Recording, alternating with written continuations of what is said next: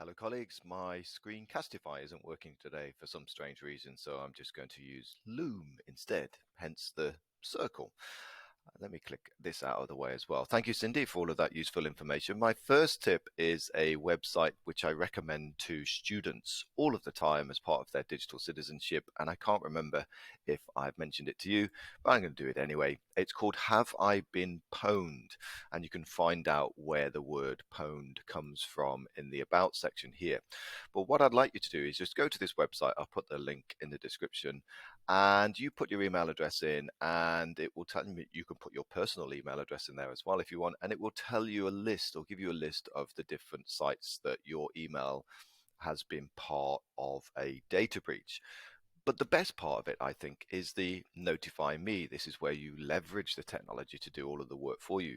You put your email address in there, and if your email has been part of a data breach, they will email you to tell you, which is great, so that you don't have to keep on going to this particular website. My second tip is a small change that has occurred in Teams. When you click on your status here, at the moment you see I've got do not disturb. When I click on that though, we've got this thing down here now called duration, and you can change the duration in which you want that status to be. So now I can say, right, I want it to be the whole day, next hour, etc. And then it will flick back to your to being available. My third tip is, some of the clocks in the school are, well, they're not telling the exact time. And what you can do, you can actually put the clock, if you have a smartboard in your classroom, you can put the clock as an overlay. So here's a little video on how to do it. The first bit was a bit fast. Let me just go back here.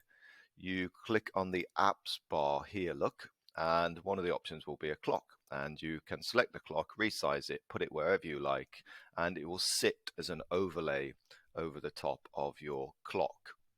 Sorry, over the top of, not over the top of your clock, but over the top of whatever you're presenting on your board. My last tip is a website here called YouGlish. And on YouGlish, you can search for how to pronounce particular words in these different accents. It's a really great use of AI. So if I click on this, it will then go off and find a video in which, and go directly to the timestamp in that video where that word is being pronounced. But what's really good is that you can change the different accents or languages. So if I go to Thai, I could choose a word, and let's go, I don't know, let's go sunflower, for example, and it will just say in this video, it will have the pronunciation directly taking me to that particular word. So have a play with it, see if you think it's useful. Take care, everybody. Bye bye.